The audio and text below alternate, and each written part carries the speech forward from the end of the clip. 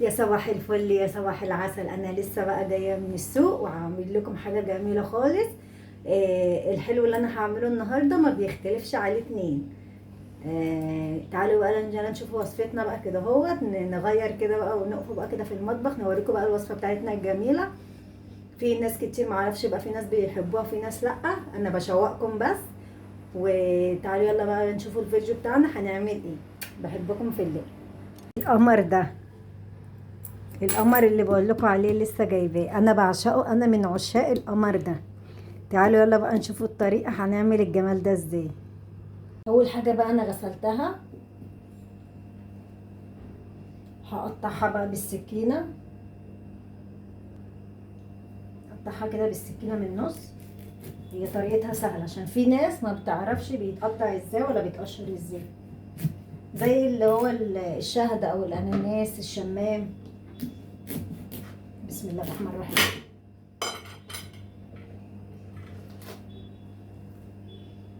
بيبقى بالشكل ده كده. بعد كده هو طري مش ناشف، يعني في زيه بيبقى ناشف.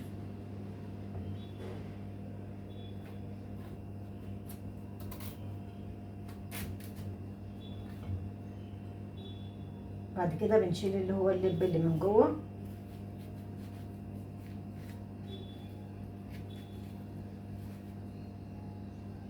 بالشكل ده كده، بيشال بالسكينه وبالمعلقه.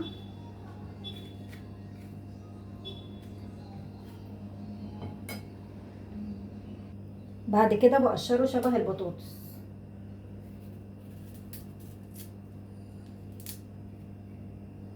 بالشكل ده كده.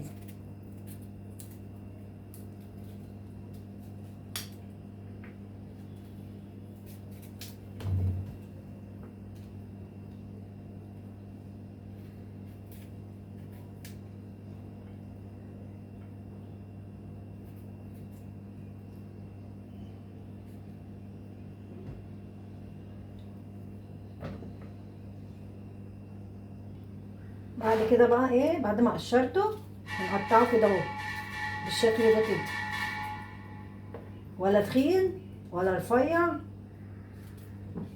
عشان يستوي معايا بسرعه.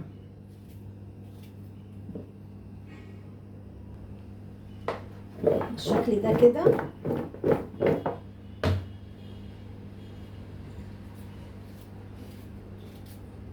بعد كده هنزل عليه بكوبايه سكر عشان ينزل الميه بتاعته.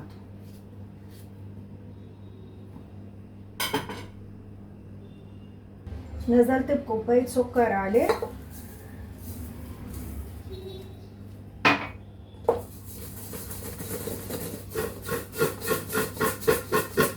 هنقلب بالشكل ده.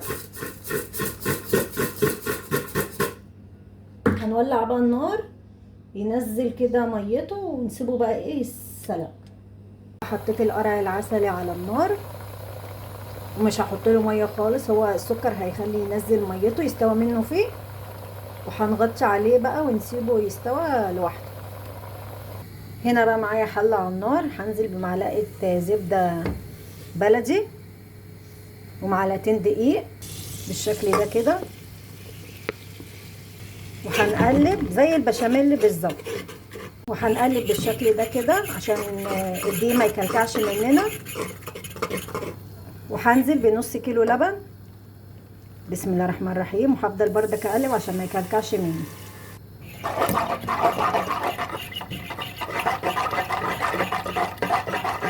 هنزل بمعلقتين سكر كبار، والسكر طبعا حسب الرغبه، عايزه تزودي براحتك، ايدك فيه كده اهو عشان ما يكلكعش مني.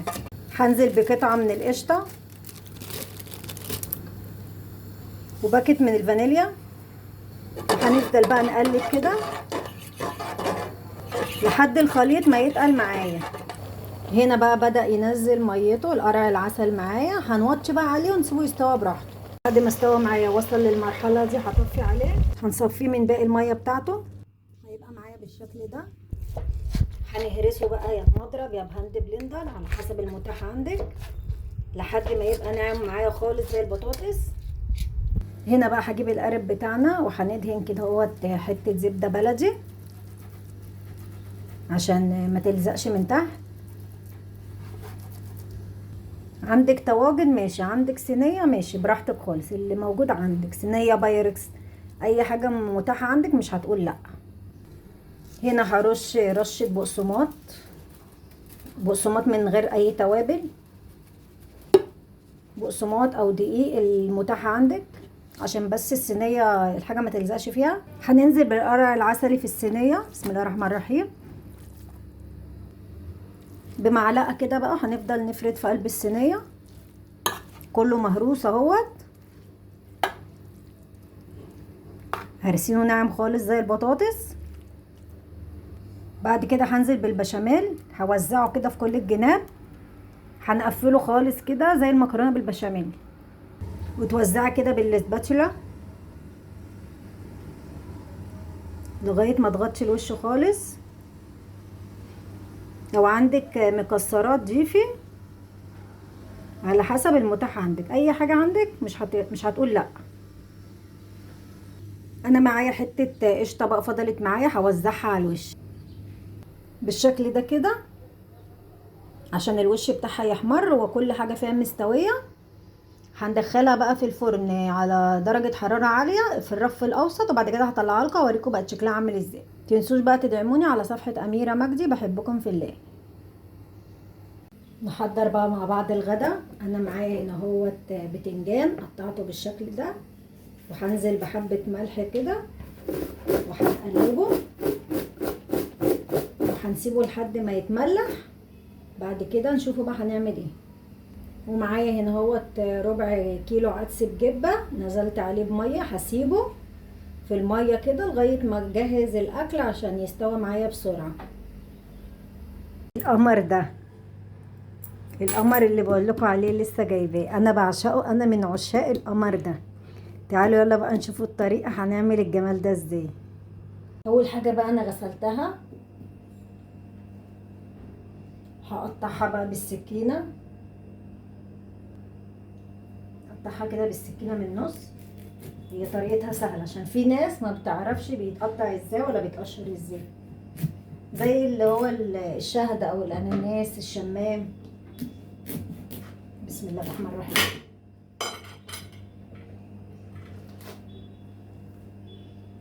بيبقى بالشكل ده كده.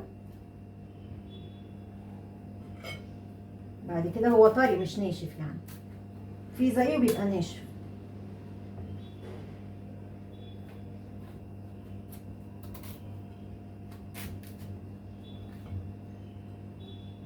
بعد كده بنشيل اللي هو اللب اللي من جوه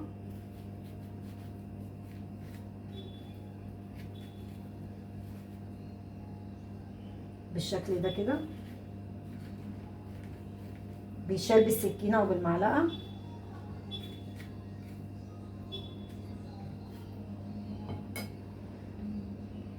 بعد كده بقشره شبه البطاطس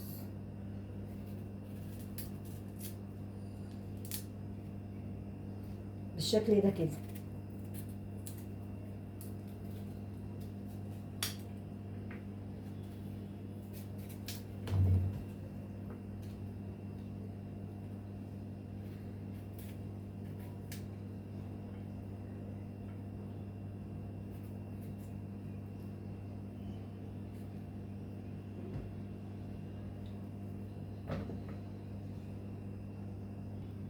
بعد كده بقى ايه، بعد ما قشرته هنقطعه كده اهو بالشكل ده كده، ولا تخين ولا رفيع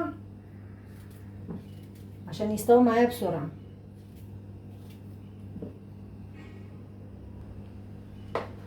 بالشكل ده كده.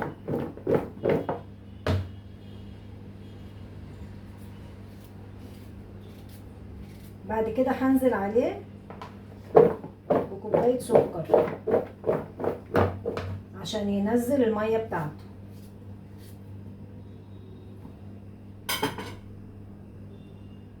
نزلت بكوبايه سكر عليه،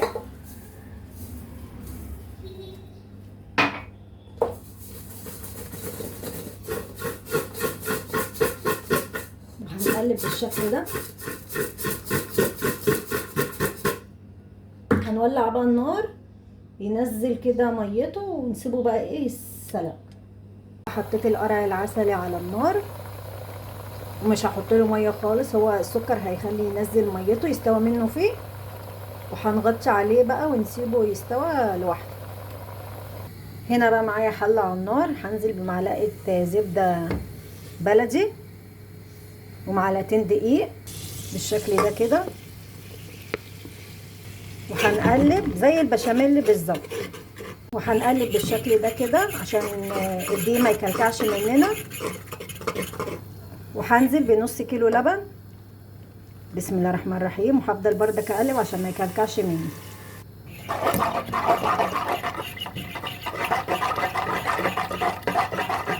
هنزل بمعلقتين سكر كبار، والسكر طبعا حسب الرغبه، عايزه تزودي براحتك، ايدك فيه كده اهو عشان ما يكلكعش مني. هنزل بقطعه من القشطه وباكت من الفانيليا، هنفضل بقى نقلب كده لحد الخليط ما يتقل معايا. هنا بقى بدأ ينزل ميته القرع العسل معايا، هنوطي بقى عليه ونسيبه يستوى براحته. بعد ما استوى معايا وصل للمرحله دي هطفي عليه، هنصفيه من باقي الميه بتاعته، هيبقى معايا بالشكل ده. هنهرسه بقى يا بمضرب يا بهاند بلندر على حسب المتاح عندك لحد ما يبقى ناعم معايا خالص زي البطاطس. هنا بقى هجيب القارب بتاعنا وهندهن كده اهوت حته زبده بلدي عشان ما تلزقش من تحت. عندك طواجن ماشي، عندك صينيه ماشي، براحتك خالص، اللي موجود عندك صينيه بايركس اي حاجه متاحه عندك مش هتقول لا. هنا هرش رشه بقسماط، بقسماط من غير اي توابل، بقسماط او دقيق المتاح عندك عشان بس الصينيه الحاجه ما تلزقش فيها. هننزل بالقرع العسلي في الصينيه، بسم الله الرحمن الرحيم، بمعلقه كده بقى هنفضل نفرد في قلب الصينيه كله مهروس اهوت، هرسينه ناعم خالص زي البطاطس. بعد كده هنزل بالبشاميل، هوزعه كده في كل الجناب، هنقفله خالص كده زي المكرونه بالبشاميل، وتوزعي كده بالسباتولا لغايه ما تغطي الوش خالص. لو عندك مكسرات ضيفي على حسب المتاح عندك، اي حاجه عندك مش هتقول لا. انا معايا حته قشطه بقى فضلت معايا، هوزعها على الوش بالشكل ده كده عشان الوش بتاعها يحمر وكل حاجه فيها مستويه. هندخلها بقى في الفرن على درجه حراره عاليه في الرف الاوسط، وبعد كده هطلعها لكم اوريكم بقت شكلها عامل ازاي. متنسوش بقى تدعموني على صفحه اميره مجدي، بحبكم في الله. فين بقى الجمال، بسم الله ما شاء الله اللهم بارك، ولا الريحه مش قادره اقول لكم الريحه عامله ازاي. هسيبها بقى تبرد حبه، بعد كده نقطعه بقى نشوفوا الكلام من جوه والجمال عامل ازاي. فين بقى الجمال، بسم الله ما شاء الله اللهم بارك، ولا الريحه مش قادره اقول لكم الريحه عامله ازاي. هسيبها بقى تبرد حبه، بعد كده نقطعه بقى نشوفوا الكلام من جوه والجمال عامل ازاي. هنا بقى بعد ما هدت شويه انا قطعتها بالشكل ده كده اهوت من غير سكينه ولا حاجه بالسباتولا. هسيبها بردك تبرد حبه، بعد كده ايه نطلعها بقى اوريها لكم من جوه شكلها عامل ازاي. وده شكلها بعد ما قطعتها، ريحتها مش قادره اقول لكم، ولا طعمها والله العظيم تحفه تحفه. جربيها بطريقتي. ما تنسوش بقى تدعموني باللايك ومتابعه على صفحه اميره مجدي، ويا ريت تشرفوني بالاشتراك في قناه اميره مجدي، وبحبكم في الله.